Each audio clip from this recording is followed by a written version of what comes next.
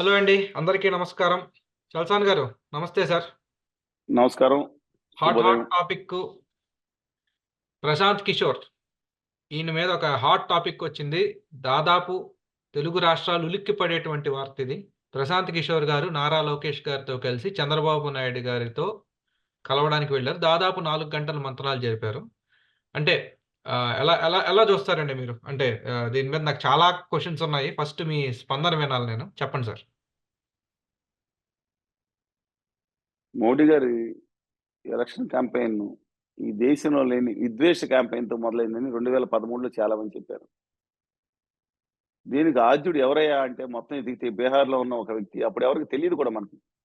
ఈ పీకేలంటే ఎవరో తెలీదు మనకి. ఆయన మొదలుపెట్టాడు ఆయన టీమ్. ఇప్పుడు ఉషా సింగ్ దాంట్లో నుంచి విడిపోయిన 6, 7 విడిపోయారండి. సరే ఎవరని చెప్తే ఈ మనిషి. మతాన్ని ఎలా వాడుకోవాలి, విద్వేషానికి ఎలా వాడుకోవాలి, అయితే కులాలను ఎక్కడ ఏం పెట్టాలి, దీంట్లో బాగా స్పెషలిస్ట్ అంట. దాంతో పాటు ఎన్నికల పోల్ మేనేజ్‌మెంట్ కూడా చేస్తారంట.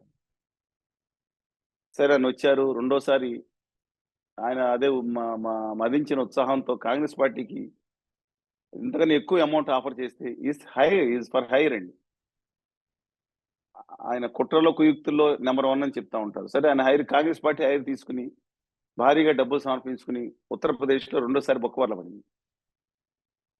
మూడోసారి నుంచి ఆయన తప్పులు సవరించుకొని ఏ పార్టీ అయితే నెగ్గే అవకాశం ఉందో అది చూసుకొని దాంట్లో చేరిపోతారని చాలా ఫేమస్ అయింది. మనం ఇద్దరం సొంతంగా విన్ చేయనప్పుడు విన్నింగ్ టీంలో చేసి మనం కూడా ముందుకెళ్ళి జిందాబాద్ అంటే వెళ్ళిపోతాం అనమాట. ఆయన సొంత ప్రతిభ ఉండొచ్చండి ఈ విధంగా. ఇవాళ ప్రశాంత్ కిషోర్ గారిని ఆఖరిలో వైఎస్ఆర్ కాంగ్రెస్ పార్టీ తీసుకుని ఆయన ముందు పెట్టి పబ్లిక్‌గా ఇంట్రడ్యూస్ చేశారు. ఈయన మన కాబోయే వాళ్ళు జాగ్రత్తగా ఫాలో అవ్వండి. ఆయన కూడా అందరికీ ఫోన్లు చేయటం. ఆయన టీము అలాంటి ఫోన్ మాకు కూడా వస్తుందండి. వాళ్ళతో చెప్తున్నాను. ఇంతకుముందు మన అభిప్రాయాలు కనుక్కుండా ఇండైరెక్ట్‌గా నేను ఎన్‌డీటీవీ ఢిల్లీ ఇలా విలేకరినండి అని చెప్పి మాట్లాడి నంబర్‌లన్నీ ఉన్నాయి. మాట్లాడించి ఎవరి అభిప్రాయాలు ఏంటో తెలుసుకోవడానికి. సరే వాళ్ళ టెక్నాలజీ వాళ్ళు వాడతారు. విచిత్రం ఏంటంటే అతను ఈజ్ ఫర్ హైర్ ఎలాంటి కుట్రలు కుయుక్తులనే చేస్తారు నేను చెప్పలేదండి. ఆ రోజు ఓడిపోయిన పాలపక్షంలో ఉన్నవాళ్ళు మిగతా వాళ్ళు ఇప్పుడు ప్రతిపక్షాలుగా ఉన్నాళ్ళు గత 4 సంవత్సరాలు 8 నెలల నుంచి ఈయన మామూలుగా తిట్టలేదు. కోడి కత్తి పెట్టి ఆ కత్తి పక్కన మీద తోసేశారు. వివేకానంద రెడ్డి మర్డర్ కేసుని ప్రతిపక్షాలకు అంటగట్టారు. దాంట్లో ఈయన హస్తం ఉంది. హస్తం ఉందో, కాలుందో, చేయందో తర్వాత సంగతి. తర్వాత బీహార్ నుంచి నొటేరియస్ క్రిమినల్స్‌ని వీడు ఇలాంటి వాడు ఉన్నాడు. వీడు ఎవడో తెలుసా బందిపోట్లకు నాయకుడు, బీహార్ బందిపోట్లకు నాయకుడు అని చెప్పిన నేటి ప్రతిపక్ష నేతలు. దాంతో పాటు అది అలంబనంగా తీసుకుని ఆయన్ని గత 4 సంవత్సరాలు 9 నెలలుగా అడ్డమైన బూతులు. ఆ బూతులు మీరు గనక వింటే చెవుల్లోంచి రక్తం వచ్చేద్దండి. ఇంత నీచుడు పనికిరాడు ఎలాంటి వాడే మొహం చూస్తేనే పంచమహాపాతకాలు చుట్టుకుంటాయని చెప్పిన వాళ్ళు వీళ్ళు కులాల కుట్రలు తీసుకొస్తారు. ఎక్కడున్నా సరే ఇతను నాశనం చేస్తాల్సిందే. ఇతను మంచాళ్ళ పక్కన ఉన్న రాష్ట్రం సర్వనాశనం అయిపోతా ఉంటుంది అనుకుని ఆధారపడిన వ్యక్తులు ఇవాళ ఆయన్ని మళ్ళీ పెట్టుకుంటారు అని అది వార్త రాగానే కన్ఫర్మ్ ఇస్ డిఫరెంట్. ఇతను మంచివాడు, ముళ్ళును ముళ్ళుతో తీయాలి, కులాలతోనే కొయ్యాలి, కుట్రలతోనే కొయ్యాలి. నీకు ఎంతమంది చెప్తారు వీళ్ళు ఎక్కడైతే కోడికత్తుల బదులు ఆవుకత్తులు గేదె కత్తులు వస్తాయి. ఇప్పుడు నేను ఆ రోజు ఈ రోజు ఆయన కుట్రలు కులాలు దాంట్లో చేయిస్తే తప్పు అని చెప్తా ఉన్నాను. అంతవరకు అయిపోయింది. ఆయన నికృష్టంగా తిట్టి ఈడు ఎక్కడున్నా పాపాలు అంటుకుంటాయి అన్న మనిషి మళ్ళీ వాళ్ళ గ్రూపులో చేరగానే అతను మహామహితుడు, అతని వల్ల భలే దెబ్బ కొట్టాడు, మానసికంగా జగన్ గారిని దెబ్బ కొట్టాడు. ఇది చాకచక్యం అంటే ఏందండి చాకచక్యం? బీహార్ డెకాయిట్ గ్యాంగులు అన్నప్పుడు పాప ఏది అదేదో గంగలో దాన్ని ఏమంటారండి, మునగ్గానే పవిత్రం అయిపోయినట్టు ఇవాళ కృష్ణానదిలో మునిగి పవిత్రులు అయిపోయారు. ఆయన నితీష్ కుమార్ లాంటి వాళ్ళే తట్టుకోలేకపోయారు ఈయనతో. ఆ పార్టీలో చేరారు, ఉపాధ్యక్షులు పదవి కూడా ఇచ్చినట్టున్నారు. అలాగే గోవాలో కానీ మిగతా చోట్ల కానీ సరే, ఎందుకు నేను చెప్పుకుంటే చరిత్ర చాలా ఉంది ఆయన చేసిన చరిత్ర. నేను వెతికిన ఈజ్ ఫర్ హైర్. ఇప్పుడు ఉక్రెయిన్ ఆర్మీలో ఒకటి బ్యాచ్ ఉంది, ఉక్రెయిన్ కాదు కానీ రష్యాలో అదే పేరు ఉంది, సారీ అది గుర్తు రావట్లేదు. అది ప్రైవేట్ ఆర్మీ, డబ్బులు ఇస్తే ఎవరి మీద వేసేసి వచ్చే ఒక కర్కశమైన army. They are for hire. అద్దెకు దొరుకును, అద్దె మైకులను కొన్ని ఉంటాయండి, అద్దెకు దొరుకును, అద్దెకు మంటలు చేయబడును అని కూడా కొంతమంది ఉంటారు. సరే, I'm not going to equate them with this person. ఎట్లా ఉందంటేనండి, ఇంతకుముందు చంద్రబాబు నాయుడు గారిని, వాళ్ళ కుటుంబ సభ్యులు లేదా కులాన్ని అత్యంత నీచంగా, అసహ్యంగా, ఏయంగా, నేను చెప్తా హేయంగా బూతులు తిట్టి, కళ్యాణ్ బాబు గారిని అసహ్యంగా నేను చెప్తాను, మీరు ఇక్కడ ఉచ్చరించడానికి కూడా వీలు లేకుండా బూతులు తిట్టి అమరావతిని కులాల మీద తిట్టి వాళ్ళు ఇవాళ చంద్రబాబు నాయుడు గారు పక్కన స్టేజీ మీద కనపడ్డారు ఒక 2 సార్లు. ఇప్పుడు అత్యంత భయంకరంగా ఉన్న పాలక పక్షాలను మిగతా వాళ్ళని తిడుతున్నారు. ఆ తిట్టిన కులాన్ని పొగుడుతున్నారు. ఈయన అసలైన దేవదూత కింద కొంతమంది ఆయన కాళ్ళు కడిగి ఆ నీళ్ళు తాగే బ్యాచ్ లేరండి. అది కొత్త ఉంది. ఇప్పుడు నేను అవతల వాళ్ళు తమ స్వార్థం కోసమో, పదవుల కోసమో, ధనం కోసమో, ఫేమస్ కోసం చేశారంటే అవతల వాళ్ళు నేను తప్పట్టను. దాంట్లో ముగ్గురు ఎవరైనా ఉండొచ్చండి. కానీ వీళ్ళు పూజించే వాళ్ళ కాళ్ళు కడిగి తాగే వాళ్ళకి ఏమైందండి? ఇవాళ ఉత్తర భారతీయ జనతా పార్టీ అదొక భయంకరమైన పార్టీ అంటారు మొట్టమొదటి. తర్వాత అది మంచి పార్టీ, దాంతో అలయన్స్ అవుదాం, అదొక నంది అంటారు. అయ్యి బాబాయ్, నందిని తీసుకొచ్చాడు మన భాషని, నందికి బొట్లు పెడతారు. చిచ్చే నంది కాదయా, అది పంది అంటారు. చిచ్చే అది పంది అండి, దేశ అవతల పడేసి బూతులు తిడతారు. కాదు ఈసారి ఒరిజినల్ నంది, అసలు శివుడు దగ్గర ఉండే నందిని పట్టుకొచ్చాను కానీ మళ్ళీ నందని కొబ్బరికాయలు క్యూలో నిలబడి కొడతారు. చిచ్చి అది కాదు, జీవితంలో అలాంటి దిక్కుమాలిన పంది కాదు, అది బుర్ర పంది, బురద పంది, దాని దోలి దాగకూడదు అని చెప్పగానే చిచ్చిచ్చి అని కర్రలతో దాన్ని కొడతారు. మళ్ళీ తీసుకొచ్చి ఇది కామధేను లాంటిది, యాక్చువల్గా నంది కాదు కామధేను అనగానే వస్తు కనుక వాహన వైద్యుర్యాలంతా వచ్చేస్తాయని దానికి పూజలు చేస్తారు. మళ్ళీ కాదు అది భయంకరమైంది అనగానే ఏందండి ఇది? ఇదేమంటే చాకచక్యం. ఇవాళ జగన్మోహన్ రెడ్డి గారు చేసే కక్ష సాధింపు చర్యల వల్ల, డెఫినెట్ గా చెప్తాండి, కక్ష సాధింపు చర్యలు, పాలన మీద దృష్టి నిజంగా ఆయన పెట్టి, ఆయన నవరత్నాలు లేదా ఇంకో రత్నం కలిపి దశరత్నాలు ఇది చేసుకుంటా అంటే క్యాపిటల్ ఎక్స్పెండిచర్ మీద కూడా దాని మీద దృష్టి పెడితే, అంటే ఉత్పాదకత వచ్చే అంశాల మీద దృష్టి పెట్టుంటే ఎవరు ఆయన 15-20 ఏళ్ళు ఎవరో కదిపే పరిస్థితి కూడా ఉండేది కాదండి ఆంధ్రప్రదేశ్ రాష్ట్రంలో జగన్మోహన్ రెడ్డి గారు. కానీ ఆయన ప్రాధాన్యతలు మర్చి కక్షాది మీదకి వెళ్ళిపోయారు. ఢిల్లీ పాదశాల దగ్గర, పాదాల దగ్గర మేము ప్రత్యేక హోదా విభజన హామీని తీసుకొస్తాం, మెడలు ఉంచుతాం అని చెప్పి మెడలు ఉంచేశారు. అదేమంటే కొత్త భాష తీసుకొచ్చారు. మెజార్టీ ఉంది, అంతకుముందు మెజార్టీ లేదా, కొంచెం పెరిగింది అంతే. మీరు రాజీనామా చేసినప్పుడు ఇంతకుముందు లోక్సభలో అప్పుడు మెజార్టీ లేదండి, అప్పుడు ఉంది కదా మెజార్టీ, ఇప్పుడు కూడా ఉంది. ఏంటి పని? ఇప్పుడు ద్రౌపది ముర్ము గారికి మెజార్టీ లేదు, అప్పుడు ఎందుకు వెళ్ళారంటే కిక్కురు మాట్లాడరు మా మీద దాడులు, వెర్బల్ విరోచనాలు.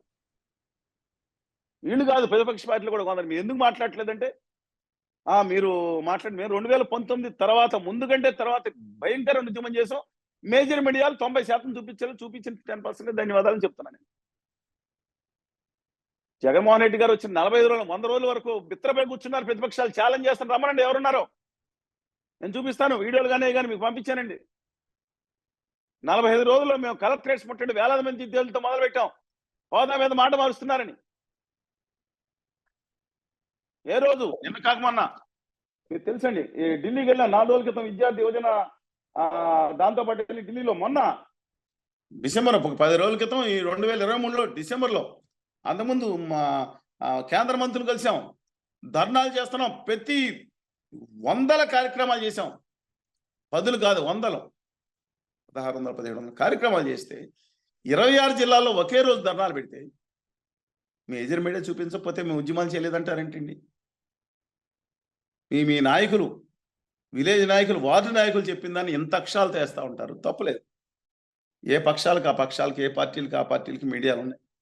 కానీ స్వతంత్ర వ్యక్తిత్వాలను చంపేసి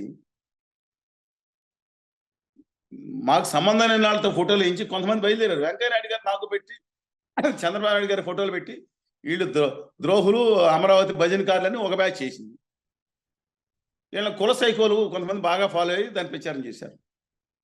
ఇంకో కుల సైకోలు బయలుదేరి మాకు, ఉండవల్లి గారికి, రమణ దీక్షితులు గారికి, ఐవీఆర్ కృష్ణారావు గారికి వీళ్ళందరూ ఫోటోలు వేసి, ముద్ర గారికి వీళ్ళు జగన్ గారి మనుషులని వీళ్ళు కుల సైకోలు కొంతమంది బయలుదేరారు. దీన్ని కొంతమంది నమ్మే పిచ్చి మాల అమాయక జనం మరి బయలుదేరారు. చంద్రబాబు నాయుడు గారి వ్యతిరేకంగా నేను చేశానని చెప్పి నీచ నికృష్టమైన మతాంధులు దిక్కుమాల ప్రచారం చేసి అసభ్యంగా చేశారు.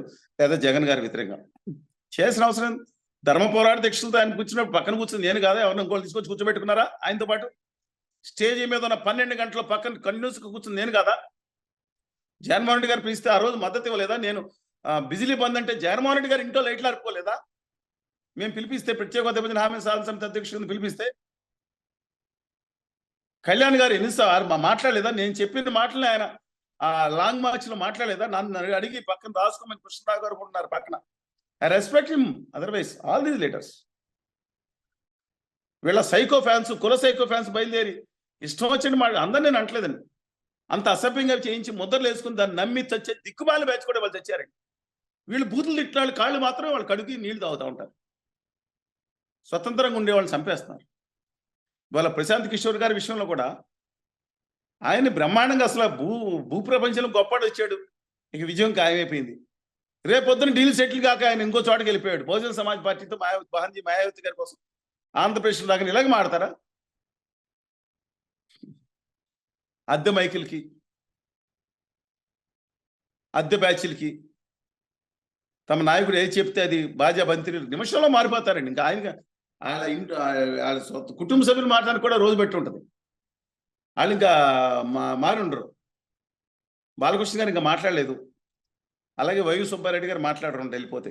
మిగతా వాళ్ళు మాత్రం దండాలు దశకాలు పెడతా మా నాయకుడు సూపరు, అలా ప్రపంచంలో ఐన్స్టీన్ తర్వాత ఐన్స్టీన్ కూడా దాటిపోయాడని చెప్పి మొదలు మనం బాధ్యత బయలుదేరి పెట్టి వీళ్ళకంతా బాసు ఢిల్లీలో మోడీ గారు, షా గారు ఉంటారు. వీళ్ళందరికీ ఆంధ్రప్రదేశ్ హక్కుల్ని ఆత్మగౌరవాన్ని తీసుకెళ్ళి ఢిల్లీలో గుజరాతీ పాదశాల దగ్గర తాకట్టు పెడుతుంటే బంద్ చేస్తాం. నేను అన్న మాట కార్తీక్ గారు, మీ వీడియో 10 సంవత్సరాల దాకా ఉంటే 10 సంవత్సరాల తర్వాత కూడా గుర్తుపెట్టుకుంటారు. తెలుగు వాళ్ళ ఆంధ్రుల హక్కులు ఆత్మగౌరవాన్ని తీసుకెళ్ళి ఢిల్లీ నడి బజార్లో తాకట్టు పెట్టేవాళ్ళు వీళ్ళకి హీరోలా. అది మా నాయకుడు చాకచక్యం అని చెప్తారు. ఇంతకుముందు వాళ్ళ భార్యను తిట్టినప్పుడు ఏమైందండి? మోడీ గారి భార్య గురించి మాట్లాడమని చెప్పాము మేము, లేదా జగన్మోహన్ రెడ్డి గారిని వెళ్ళి మోడీ గారి మెడలో ఉంచుతామని మేము అనమన్నావా? కళ్యాణ్ బాబు గారిని ఉత్తర భారతీయ అహంకారం నశించాలి, లడెంగే పాచిపోయిన లడ్డూలు, ఇంకో ఉత్తరాది అహంకారం నశించాలి అని చెప్పి వాళ్ళందరినీ నిలదీయమని చెప్పి మేము చెప్పాం. వారు మాట్లాడే మాటలే కదా, వాళ్ళు మాటలు మార్చుకున్నారు, మనం తిప్పుకున్నారు. మేము ఎప్పుడు మాట మార్చలేదు. స్వతంత్ర వ్యక్తిత్వాలను బతకనేమని చెప్పి కోరుతున్నాం. ఇవాళ మీ ఇంకోటి కూడా కార్తీక్ గారు చాలా పదే చెప్తా ఉన్నాను, మీరు ఏ పార్టీ అని అడుగుతా ఉన్నారు. నేను ఆ రోజు ఈ రోజు ఏ రోజు మాటలు మార్చలా, ఎవరికి ఓటేమనాలో కూడా స్పష్టంగా చెప్పేస్తాను. మళ్ళీ ఒకసారి చెప్తాను. కావాలంటే 2004 వీడియోలో మీరు ఉండే చూసుకోండి. 2009 చిరంజీవి గారు వచ్చిన సమయంలో కూడా ఏమన్నానో చూసుకోండి. 14, 19 ఇప్పుడైతే మీ దగ్గర ఉన్నాయి.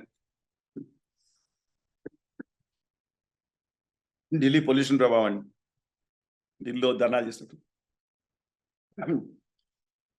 మీ నియోజకవర్గాల్లో మంచివాళ్ళు, నిజాయితీ పరులు, నిబద్ధత కలిగిన వాళ్ళు, ఏ పార్టీ అయినా, పార్టీ లేకపోతే ఇండిపెండెంట్ అయినా, లేదా ఒక జర్నలిస్ట్ ఉంటారు రిటైర్, వాళ్ళు నెగ్గుతారా అనుకోవద్దు. మీ అందరూ ఓటేస్తే 20-30% వచ్చినా సరే, స్వతంత్ర వ్యక్తిత్వం కలిగిన మీరందరూ వచ్చేసారి మంచి వాళ్ళకి సీట్లు ఇస్తారు.